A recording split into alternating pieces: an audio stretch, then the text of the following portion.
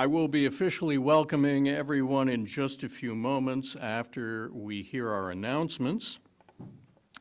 Our first announcement, as always, is please silence your cell phones. And we have a few more. If there are any more announcements, if someone could write them out and have them brought up to me, I will read them along with these. We have a few already, so we'll put those at the end. All right, the first announcement that I have is from Yandi. Nelson, are you here? Okay. Several wonderful people congregated Saturday and attacked the storerooms. Attacked them to clean them, I assume. Dave Weigel, Dave Emmert, Pat Arona, Alicia Abrego. Several items are being discarded and are piled in the community room. Please peruse and take what you want and leave a donation in the snack donation jar. And also, part of the same announcement, in the afternoon, Jean McKean and Becky Tanner showed up to do some finishing touches. A very hearty and heartfelt thank you to these hardworking people, and a round of applause. That's part of the announcement, a round of applause. Thank you.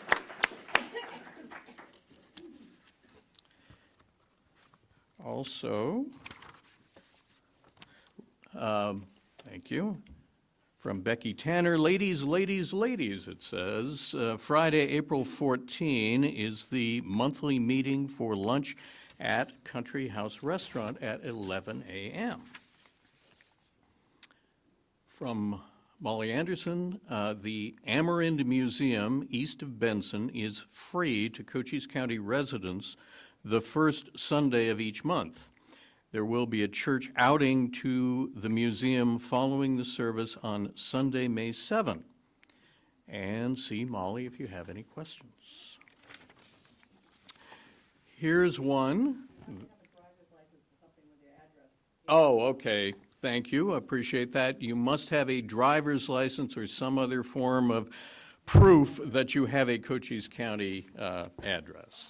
So, oh, just Arizona? Oh, it's okay. Well, great. Just Arizona. Okay, excellent. That is good to know. Thank you very much.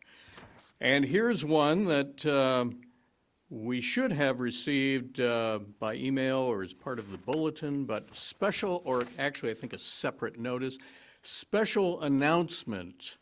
Dear Sky Island congregation, you are cordially invited to our annual meeting scheduled for Sunday, April 30th at 11:45 a.m. immediately after church. This yearly event is essential to appropriately conduct our church business, and that includes the election of officers, election of next year's nominating committee, approval of the proposed budget, and proposed changes to our bylaws. And there is a Zoom address that you can use if that's the way you are attending. But it is extremely important that as many as possible participate in the meeting. Where is the meeting? Right here. Okay.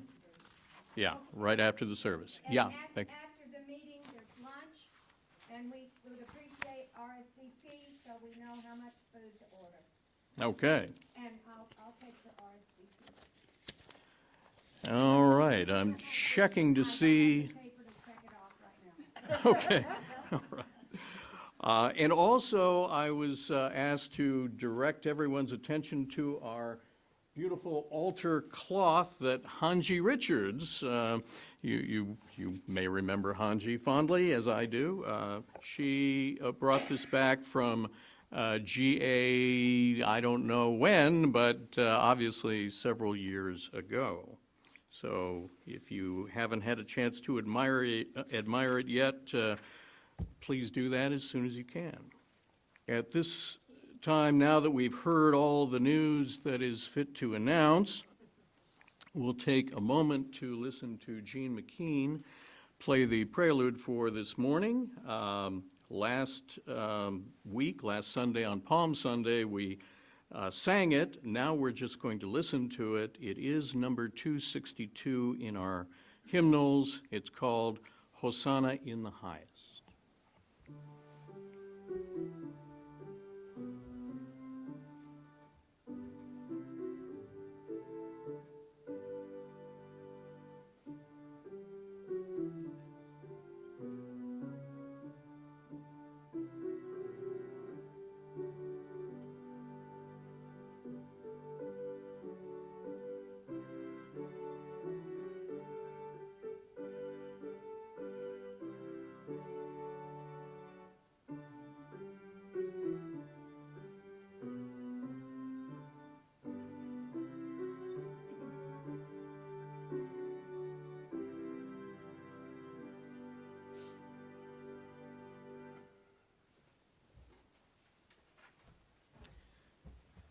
Thank you, Jeannie.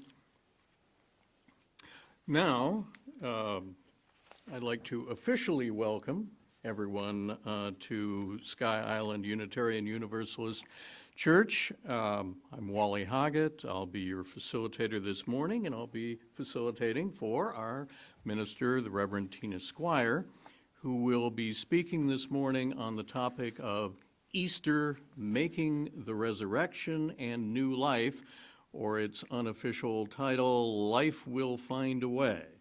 So welcome everyone who is actually physically present in our sanctuary this morning, and everyone who's joining us courtesy of Zoom in virtual reality. So if those who are personally present would be so kind as to turn, look in the direction of our camera, wave to all the good people who are joining us by Zoom. Good morning, everyone. Good morning. All right. And I don't know how many there are, but however many you are. About 4 right now. About 4 right now. Well, all 4 of you are very, very welcome. Now, we would like to welcome anyone in particular who may be new. Now, I won't single anyone out and stare at someone who I think might be new in the hopes that they out themselves. No. I won't do that. Of course, if anyone wants to raise a hand or stand up and announce their presence, feel free to do that. But we are very, very glad that you are here and joining us. And I will pause for a moment to see if anyone wants to announce his or her or their presence. That's fine. Don't worry, you'll be mobbed afterwards. All right. We are a church of the open mind, the loving heart, and the helping hands. In this congregation, we do not share a set of common beliefs, but we do share a common intention to strengthen the powers of love and justice and peace within us, between us, and in relationship to the web of existence that we are a part of and which we all share. Whatever your race, whatever your gender, wherever you were born or how long ago, whatever your job or your rate of pay, however many times you've been married, however long or how short a time you may have spent in school, whoever it is you love or whoever it is who loves you, and even if you would rather be somewhere other than here, you are welcome here. And for our chalice lighting, that was written by the Reverend Dillman Baker Sorrells, who is the Minister Emerita of the First UU Church of Rochester, Minnesota. For holy days on which we recall the old stories, we light the flame. For Passover, which reminds us of the courage and strength of those seeking freedom in the past, we light the flame. For Easter, which reminds us that love is our greatest challenge, we light the flame. For gathering today in this sacred space, we light the flame.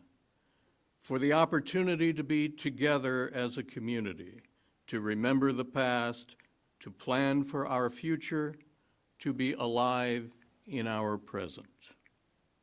And now I'm going to invite Lex Heron to come up and give us a moment for stewardship.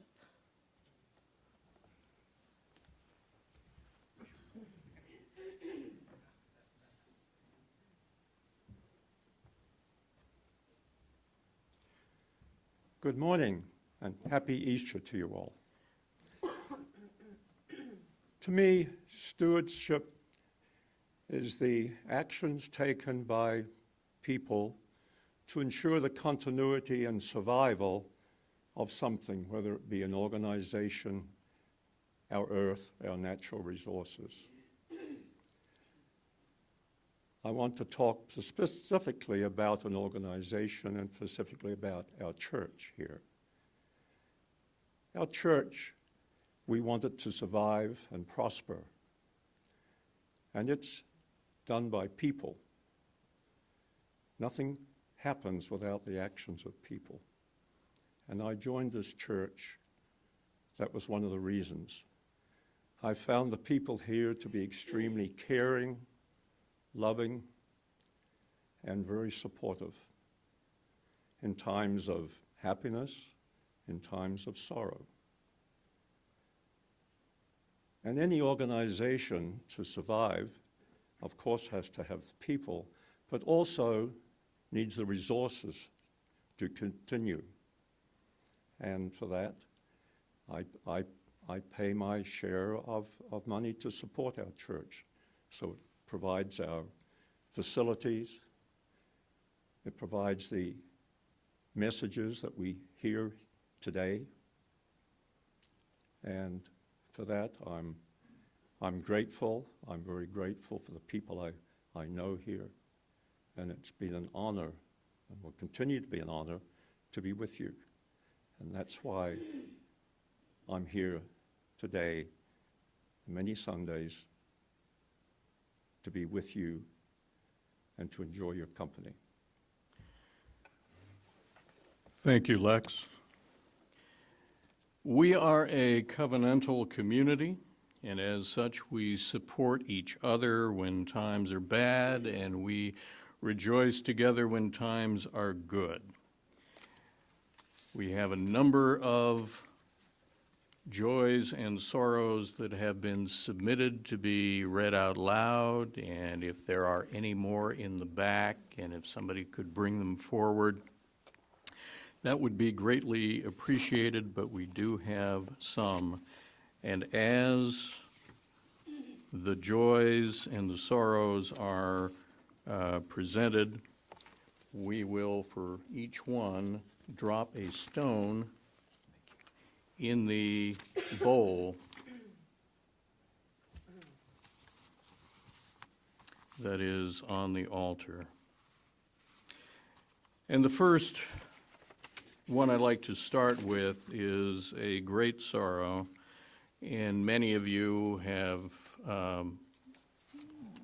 brought this to our attention and have clipped out, in some cases, the obituary from the newspaper this morning about Frina Gray Davidson, who died March 25th in Tucson Hospice after a short illness, this says, and Reverend Tina and others did go to visit Frina, and I believe has mentioned that here. Just a word or two from the obituary, some things that I did know, some things I didn't know about her. Frina Gray Davidson started life in London, England on September 16, 1943. She was raised by an aunt after spending her first few years in a London orphanage. That's something I didn't know. And later on in life, she was offered a job, a writing job in Hong Kong, and thereafter came to the U.S.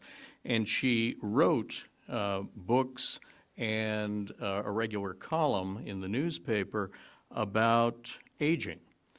And I believe, as Tina can tell us, when she was in hospice, she thought it rather ironic that she was in that position. I'll let her speak to that.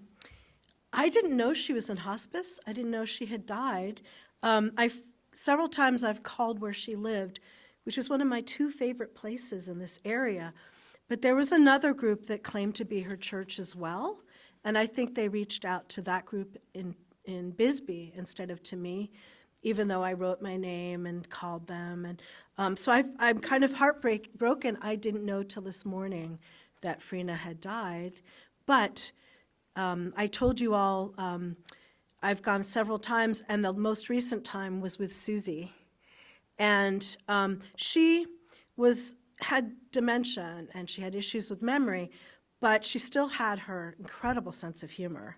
Very dry, very self-deprecating, and she'd laugh about the fact that here I wrote all these books about dementia, and now I have it. But she really was very graceful in this rough time. Periodically, I'd read about her in the newspaper. Somebody on Double Adobe Road with purple in their hair has gone wandering. That would be Frina. Luckily, she was found every time. So in 2 weeks, when I'm back in the pulpit, because next week is a pulpit exchange with Baja 4 ministers,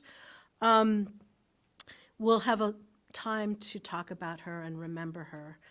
And there will also be a memorial for her Saturday, April 22nd in Bisbee. And there are copies of this out on our table, so you can pick up that and know where to go and when. So yeah, she will be missed. I mean, I miss visiting her. She was always a joy.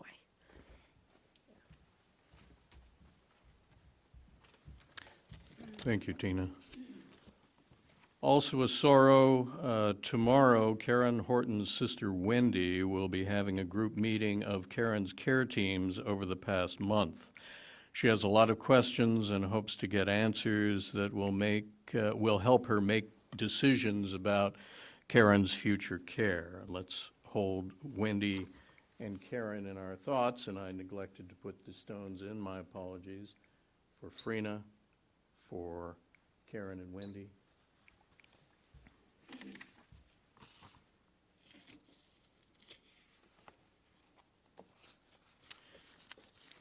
Here is, well, this looks like a joy.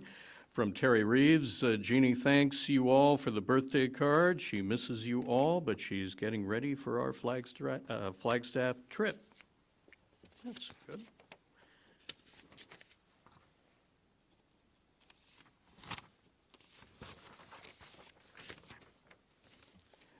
And I apologize if I'm overlooking. I have a joy. All right, you have another one? Okay. I do. This is an interactive joy, but only 2 other people have to interact. Last week, Dave Emmert and Alicia Abrego signed our membership book. So I want them to come up and show their face to all of you. Or you can, yeah, come up. And I will be giving them a packet that tells them how to be a UU if they need that, and also includes a pledge card and some other letters, but I'll give that to you in a few weeks. This is what Dave wrote to me. He has been a disappointment to his mother for many, many decades in regards to religion.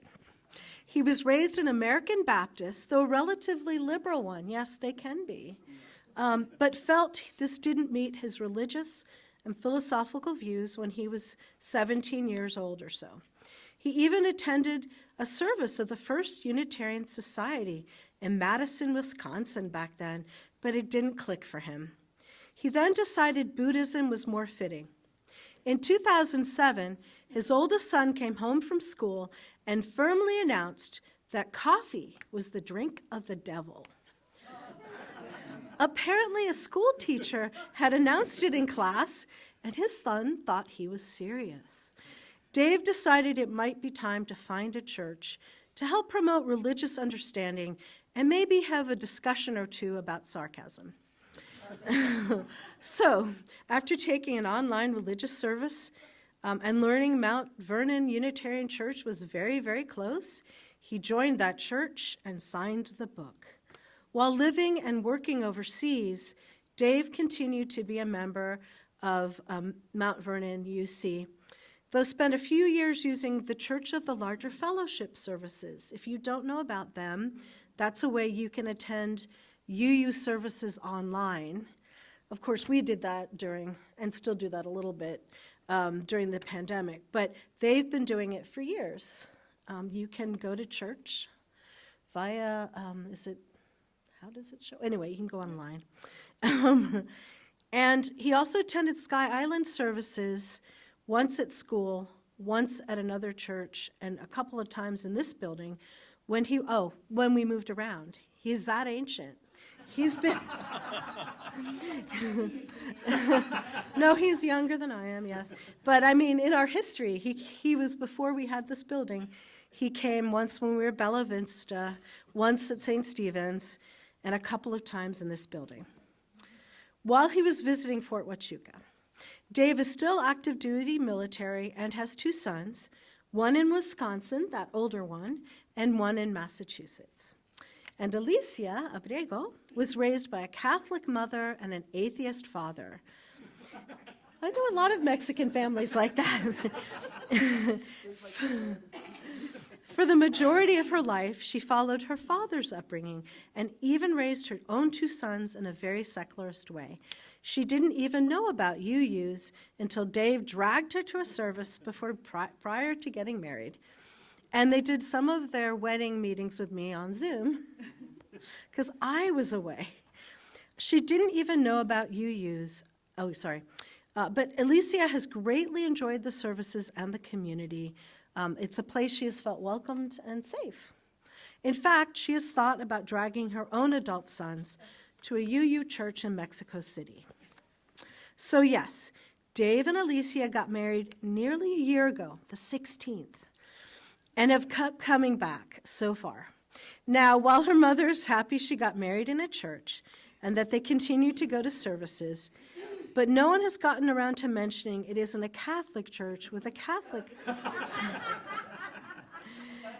Needless to say, they are still disappointments to their parents.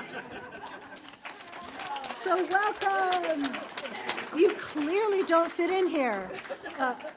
Lesson in sarcasm.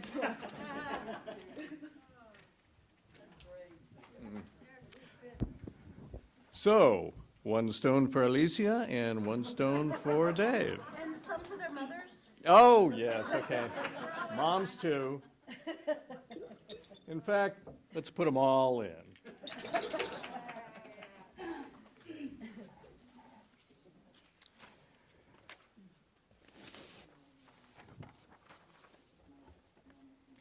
And all the rest of those stones, which were just added to the water, represent all joys and sorrows within this congregation, which may not have been written down, or may have been presented, may not have been presented. But all those joys and sorrows we hold within our hearts for either thanksgiving or shared sorrow.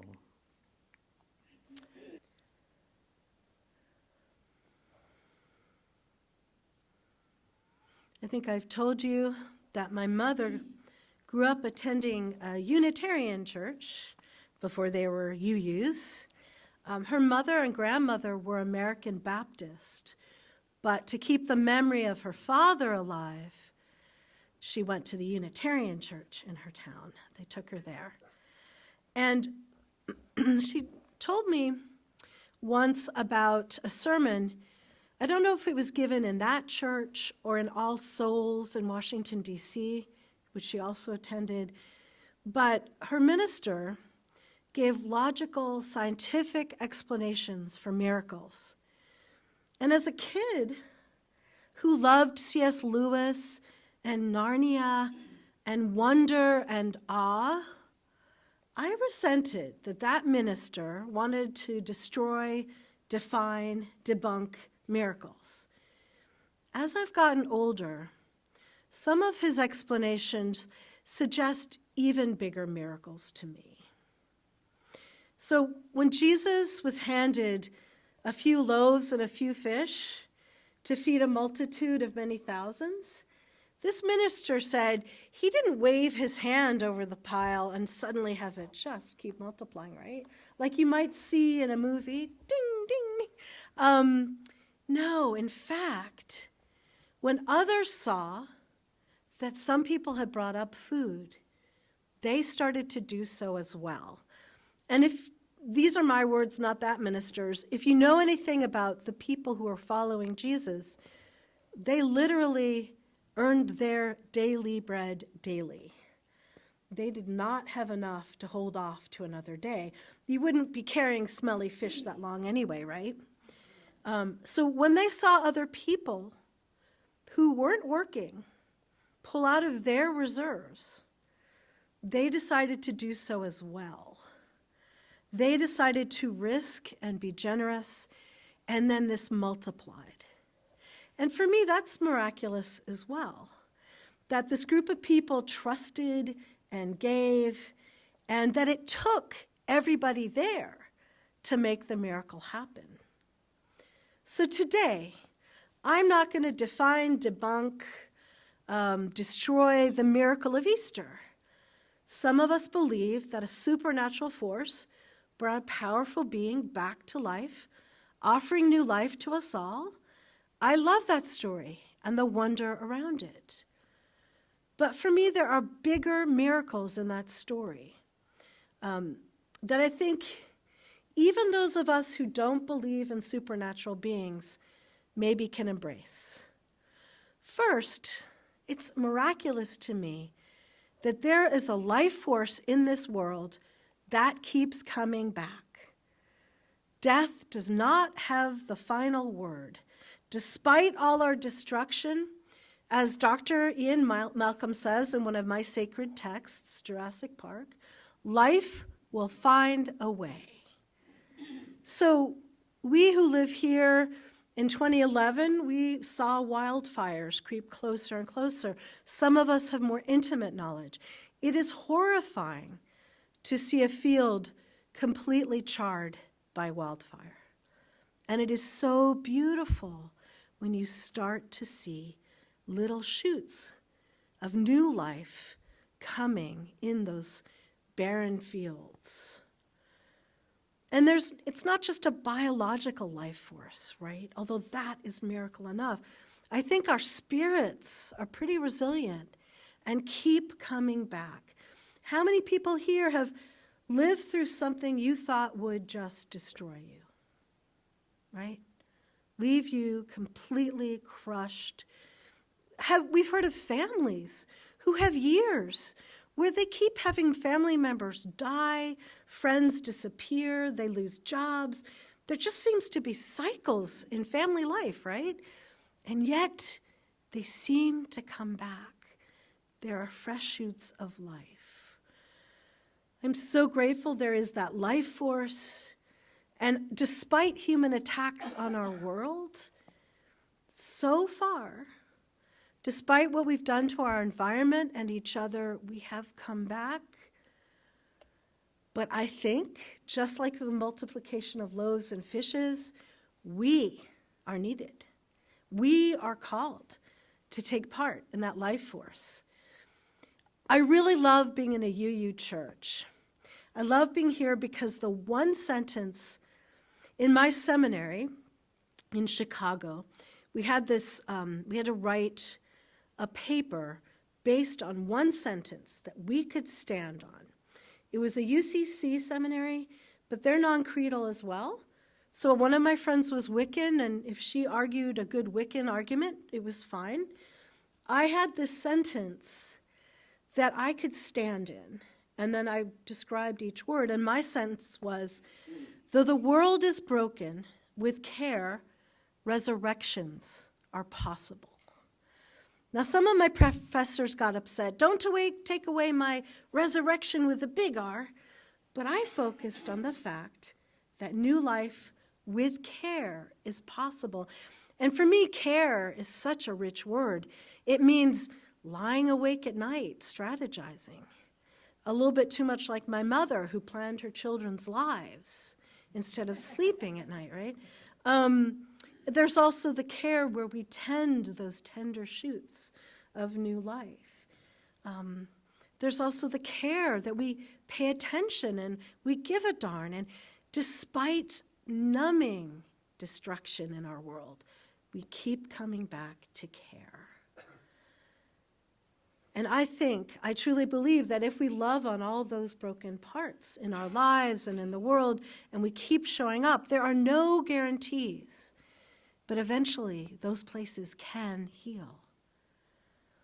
Another reason I love being in a UU church is I can say openly that my favorite Christmas carol is a Hanukkah one called Light One Candle, because it speaks of keeping light alive in a community whose right to exist has been denied over and over again, whose culture is crushed again and again over the centuries, and yet the light persists, and we don't let it go out. And I can admit here that my favorite Easter reading comes out of the Old Testament, Ezekiel 37, as it was told to me by a rabbi. When I was in college, a friend invited me to come with him to hear a rabbi who'd survived the Holocaust. And so I went with him kind of last minute, and it was a room the size of a conference table. We sat around this little conference table, and the room was tiny. There were about 12 or 14 people with him, and everyone else kept looking at us a little surprised because they didn't know us, and we clearly weren't Jewish, but they were really, really welcoming. And the rabbi explained that he had been liberated from a concentration camp, but when he was liberated, he was unconscious, on and off for weeks. He never knew the moment he was freed. And he said he was heartsick for years. He'd lost his family, he moved to the US, he'd lost his country. He had no sense of purpose or reason to go on until he talked to another older man who was a rabbi, who reminded him of the story of Ezekiel 37. I know my husband will know what that story is. Some of you could sing it to me. Dry bones, them dry bones, right? It's about the valley of dry bones, where people who died had been scattered. And the rabbi reminded the younger man that in this story, it says that the hand of the Lord came upon me. He brought me out by the Spirit and set me down in the middle of a valley that was full of bones. He led me all around them. And he said, "Mortal, can these bones live?" And I answered, "Lord, only you can know." And then he said, "Prophesy to these bones and say to them, O dry bones, hear the word of the Lord. I will cause breath to enter you, and you shall live. I will lay sinews on you, and will cause flesh to come upon you. And I will cover you with skin and put breath in you, and you shall live." So I prophesied as I was commanded, and suddenly there was a noise, a rattling, and the bones came together, bone to its bone. I looked, and there were sinews on them, and flesh had come upon them, and skin covered them, but there was no breath in them. And the Lord said, "Prophesy that breath might come upon them, and they might live." So I prophesied, and breath came into them. And he said to me, "Mortal, these bones are the whole house of Israel. They say our bones have dried up and our hope is lost. We are cut off completely. Therefore prophesy and say to them, I am going to open your graves and bring you up out of your graves. O my people, I will bring you back to the land of Israel, and you shall know that I am the Lord. I will put my spirit within you, and you shall live. I will place you on your own soil, so that you know that I am with you." So the rabbi we were meeting with said, I didn't know if I could live. I didn't know if the people shattered by the Holocaust could live. But I became a rabbi so I could prophesy to that community that it could live again. It could have spirit. It could come back to life. And he spent his life doing that. And for me, that is one of the most important resurrection stories I've ever heard. And it's one we all take part in. We have to say to the dead parts of ourselves and our world, you can live again. So I believe that though the world or our lives or our environment is broken, with care, resurrections are possible. And I think we are all called to nurture that life force, that spirit force in our lives, with other people, in the community, and with communities that have suffered and are still suffering from destruction. When I tell you you should nurture your own life force, I'm not saying to you when something awful happens and you're looking at a barren lifescape and you don't know what your future is, and the people who have walked with you are gone, and your sense of who you are and your dreams for the future are different. I'm not saying pull yourself up by your bootstraps. Sing always look on the bright side of life. I'm not saying that. I'm saying as you sit there in that space, little shoots of hope and new life will pop up. You'll be invited to something, and it will go better than you expected. You will find new moments. Treasure those.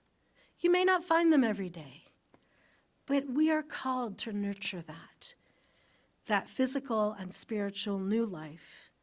It is part of what we need to do within ourselves.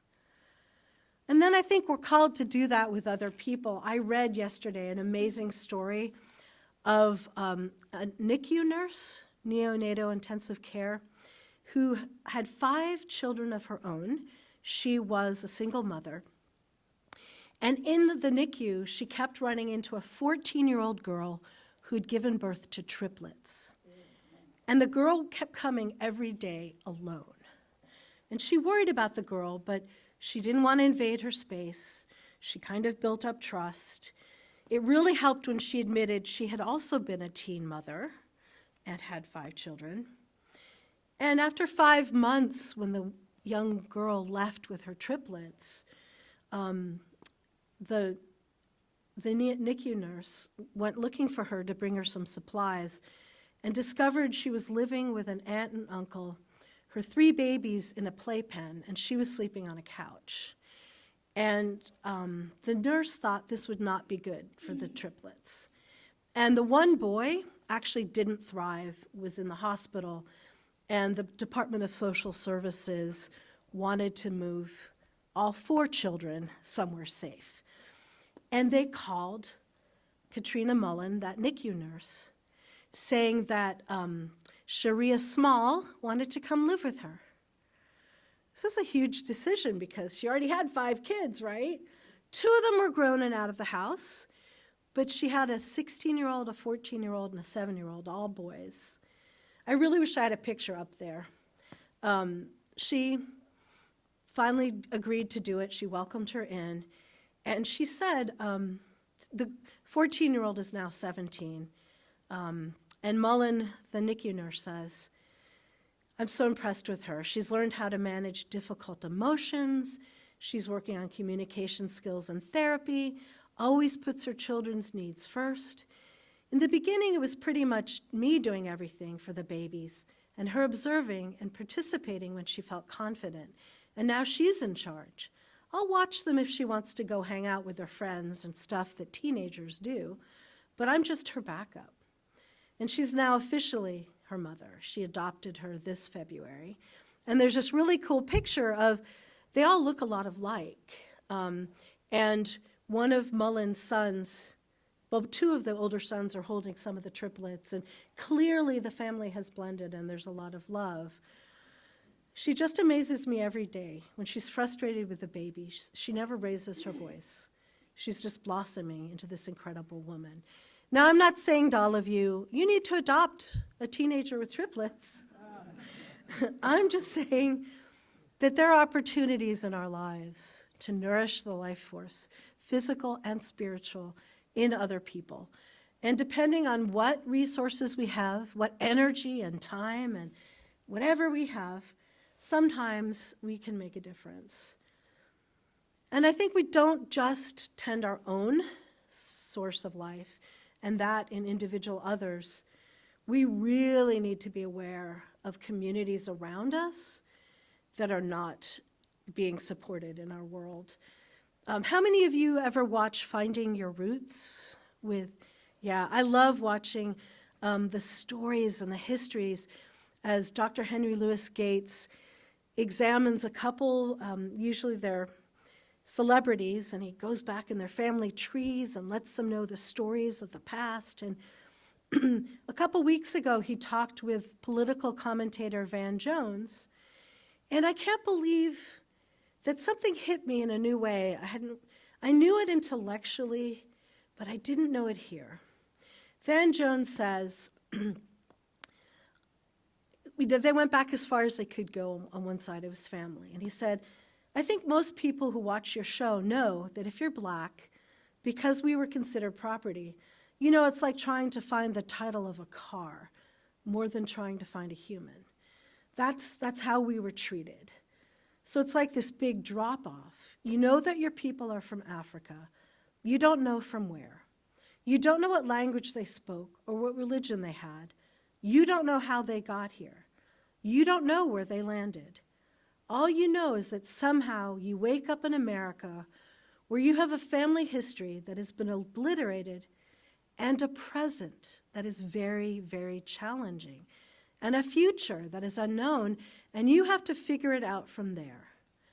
And you know it's hard to have the fruit when you don't know the root. And I know people are from more European backgrounds. You know, they're like, I know my family came over here, like my grandparents came, and it's a bit fuzzy, but it's a bit fuzzy because y'all didn't pay attention. It's not fuzzy because someone stole you and put you in a different context and mistreated you for a couple of centuries. So when something is lost, you feel different about it than when it's stolen. And for me, what really stood out, I understood all that, was over and over again, Jones keeps talking about how difficult the present is and how challenging the future is and that it's unknown and you have to keep figuring it out. I think at some level I thought, well, now that we know about racism, like Maya Angelou says, now that we know better, we'll do better. Yeah, but it's not that simple, right? We have to actively do better. We have to listen. I love this book by Ijoma Oluo about, so you want to talk about race? And she's really great talking about it. You know, it's an actual construct to keep people out of power. It has strong economic reasons. You have to belittle people if you're going to keep them as slavery. And once they were freed, it's very useful to divide people who are at the lower economic rungs. And she even says, I think that the election of our first president did not lessen the lure of this promise to draw people to their support of racism. If anything, the election strengthened it. His election was a clear, undeniable sign that some black people could get more. And then what about everybody else's share? Those who had blatantly or subconsciously depended on that promise, that they would get more because others would get less, were threatened in ways they could not put words to. But suddenly this didn't feel like their country anymore. Suddenly it didn't feel like their needs were being met. That promise that supporting racism would mean they could actually get something more had been broken. And I know that I myself don't see that form of structural violence. I've been talking about structural violence, how it can be so invisible, how I have to stay awake and listen. And so I say that communities that have been destroyed and are still destroyed, there is still anti-Semitism, there is still racism, there is still the genocide of indigenous people. Native women disappear every day, and not much is done about it. How do we stay awake to that? How do we tend to those life forces? I mean, I encourage us to listen and notice when something surprises us that we've been asleep to. And when you can, if someone in the community calls you out for a microaggression, listen. If you see one, pay attention. And if there's a moment to hear a show of pride, to amplify it, that you're invited to, go, go, go. Every year, Wally Hoggett invites us to hear the African American read-in. And it's not just celebrating role models of the past. When you go to this church, it is packed, and the front rows are little children who get to hear words written by people who look like them, people who survived the racism they are still surviving. It is incredibly important to show up wherever we can, when we're invited, in ways we're invited to do. So though the world is broken, with care, I believe resurrections are possible. What is your role in the resurrection? Of yourself, of others, of entire communities, and in 2 weeks, of the environment, when we celebrate Earth Day. You know, our world keeps bouncing back, but we know we have a role to play in making sure that it does. Thank you. Our closing words are modeled after a poem entitled "Now the Work of Christmas Begins" by Howard Thurman. These words were shaped into something new for Easter by the Reverend Joshua Pollock, who serves the Unitarian Universalist Society east of Manchester, Connecticut. After the hosannas have all been shouted, after the anguished moments in the garden have been spent, after take this bread and eat, take this wine and drink, after betrayal with a kiss, after hands washed and 39 lashes, after 7 last words and he breathed his last, after crucifixion and death, after laying the body in the tomb, after rolling away the stone, after proclamations of he is risen, now let us rise. Now let us awaken to a new dawn, a new day. Let us remake the world with the hope of Easter. Let us set free the prisoners, house the homeless, educate the children, offer gainful work to all who are willing and able to work, protect soil, water, air, and food, and all forms of state-sanctioned violence. Now may we awaken and stay woke. Now may we rise and stay risen. Amen, and blessed be. And now, let us go in peace, but only after you sit and listen to Gene McKean's postlude. It is song number 12 in our hymnal, O Life That Maketh All Things New. We're not singing, we are listening.